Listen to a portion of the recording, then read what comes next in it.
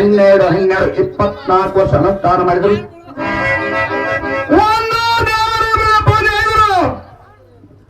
ಮಕ್ಕಳಾಗಲಿಲ್ಲ, ಬಂಜಂತ ಶಬ್ದವು ದೂರ ಮಕ್ಕಳಲ್ಲಿ ಭೂಮಿ ಮೇಲೆ ಹೇಗೆ ಕಾಲ ಕಳೆಯಿ 84 ಲಕ್ಷ ಜೀವರಾಶಿಗಾಗಿ ಸೃಷ್ಟಿಕರ್ತನಾದ ನಿನಗೆ ಈ ದೇವರ ಕೇಳಲೇ ದೇವ ಈಗಲಾದರೂ ಶಿವಲಿಂಗದ ಪೂಜೆಗಾಗಿದೆ ಲಿಂಗಕ್ಕೆ ತಿಳಿದವರಿಗೆ ಏನು ರೇಣುಕರಾಜ ಎತ್ತ ಕಡೆಯಿಂದ ಯಾರೋ ಬರುವಂತ ಕಾಣುತ್ತಿರುವುದು ನೋಡು ರೇಣುಕರಾಜ.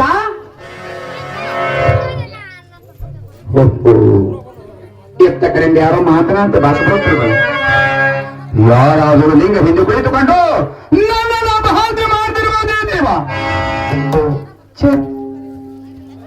ಆಗಿರಲಿಕ್ಕಿಲ್ಲ. ಎತ್ತ ಕಡೆಯಿಂದ ಯಾರೋ ಮನೆಯ ತಂದು ಬರುವಂತೆ ಕಾಣ್ತೀನಿ. ಬರಲಿ ಬರಲಿ ಬರಲಿ.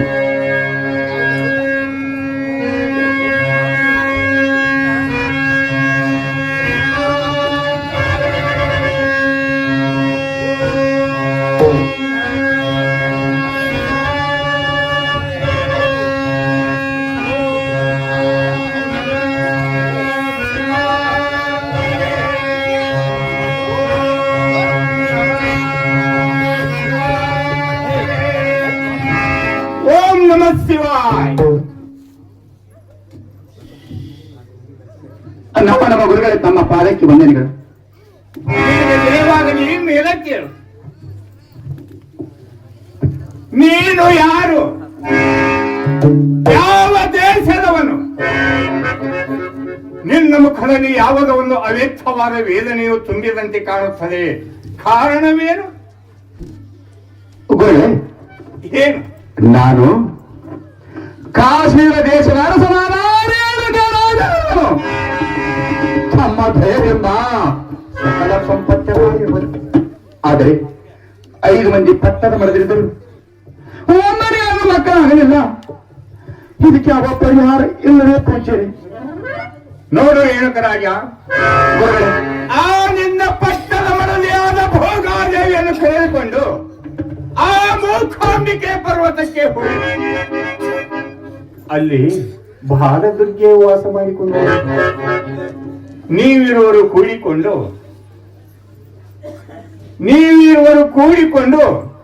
ಪೃಥ್ವಿ, ಆಪು, ತೇಜ, ವಾಯು, ಆಕಾಶ ಈ ಪಂಚತತ್ವದ ದೇಹ ಕೊಳೆತು ಹೋಗುವ ಮುನ್ನ ಆ ಓಂ ನಮ ಶಿವಾಯ ಅನ್ನುವಂತ ಪಂಚಾಕ್ಷರಿ ಮಂತ್ರವನ್ನು ಪಠಿಸುತ್ತ ನೀವಿರುವರು ಕೂಡಿಕೊಂಡು ಇವರನ್ನು ಅನನ್ಯ ಭಾವದಿಂದ ಪೂಜಿಸಿದ್ದಾದರೆ ನಿಮಗೆ ಸಂತಾನ ಫಲ ಪ್ರಾಪ್ತವಾಗುವುದರ ಸಂದೇಹವೇ ಇಲ್ಲ ರೇಣುಕರಾಜ. ಏನು ರೇಣುಕರಾಜ? ಆ ಭಾರತಕ್ಕೆ ಯಾವ ಸ್ಥಾನಗಳು ಪೂಜೆ? ನೋಡು ರೇಣುಕರಾಜ, ಗುರುಗಳೇ, ಪಶ್ಚಿಮ ದಿಕ್ಕಿಗಿರುವ ಸರೋವರದಲ್ಲಿ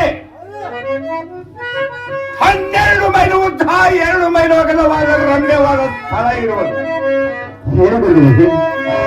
ಅಲ್ಲಿ ನಾಗತೀರ್ಥ, ಗರುಡ ತೀರ್ಥ, ನಂದಿಕಾ ತೀರ್ಥ ಎಂಬ 3 ಸರೋವರಗಳು.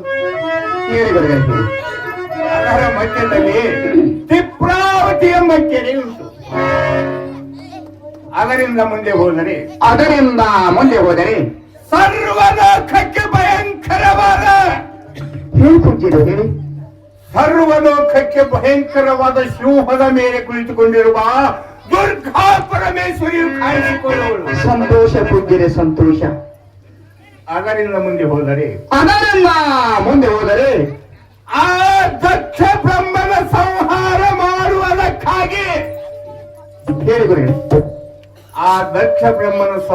ಮಾಡುವುದಕ್ಕಾಗಿ ಹರನ ಜಡಿಯಿಂದ ಜನಿಸಿ ಬಂದ ವೀರಭದ್ರ ದೇವರು ಕಾಣಿಸಿಕೊಳ್ಳುವನು.